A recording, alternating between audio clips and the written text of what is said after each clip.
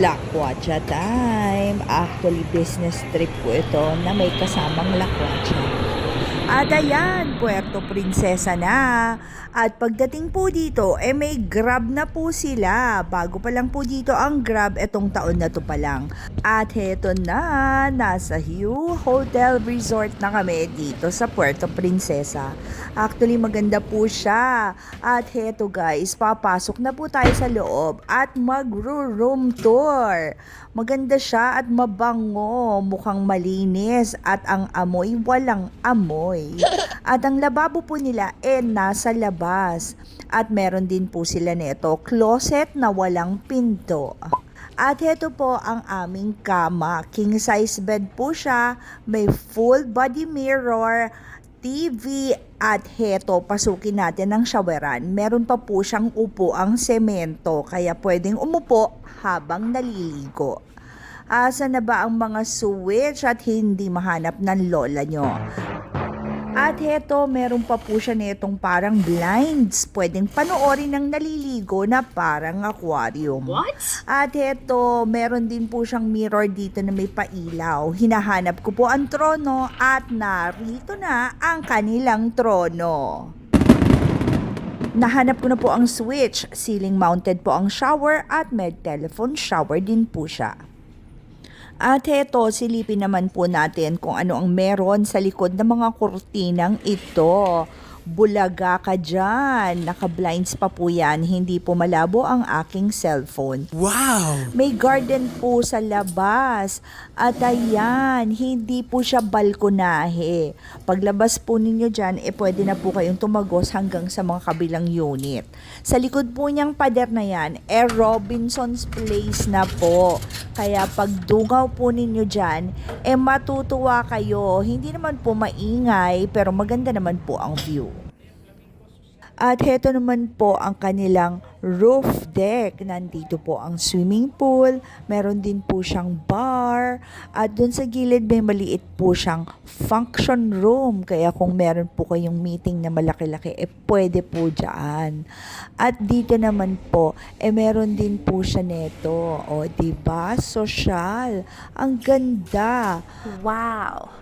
At nagutom na nga po kami at dito kami lalafang ni manager.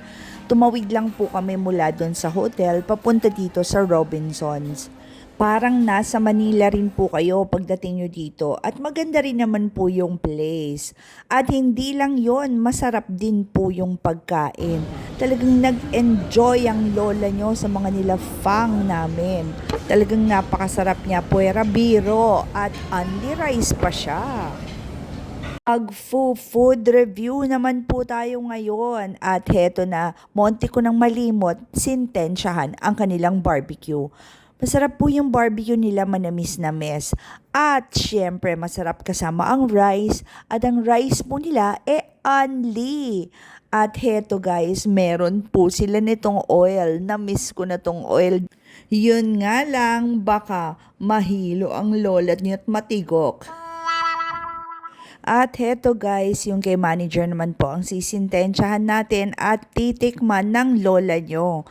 Pumengas na po ako ng maliit at sisintensyahan ko na. Malambot po siya at pwedeng-pwede sa walang ipin. Ay nakapustiso po pala. At ayan, masarap po siya kasama ng rice na may halong mantika. Ayan, para ma-high blood. At ayan guys, ang sarap po talaga niya. At talagang inire-recommend ko po sa inyo na matikman mula po dito sa Rib Shack. Mukhang mapaparami na naman ang lafang ng lola nyo. Galit-galit muna at lalafang na ako. At heto na po ang patotoo, napakalinis ng plato, kulang na lang dilaang ko. At heto po ang parking space nila overlooking sa second floor. Kita nyo naman, solar na ang kanilang mga bubong. And since gabi na, tapos na lahat ang aming errands for today, naglakad-lakad po muna kami dito sa Robinsons Puerto Princesa dito sa Palawan. At ayan, napakaganda rin po ng loob. So kung ano man po yung meron sa Maynila, ganun din po yung nandito. Meron din silang mga appliances, mga sinihan, at kung ano-anong mga restaurants. Kaya kung ano man po yung meron sa mga malls sa Manila, meron na rin po dito. Kita nyo, eto po yung top view mula po sa second level. At halos lahat meron din po ditong department store. Ang mga prices po nila hindi rin po nagkakalayo or mostly pareho lang. Kaya hindi na ho kailangan bumili sa Manila para dalhin dito. At bago magkalimutan, huwag kalimutang mag-click ng like and subscribe button para updated po kayo sa mga uploads ko at abangan po bukas. Bukas ang tunay na lakwatsa. Hanggang sa susunod, bye!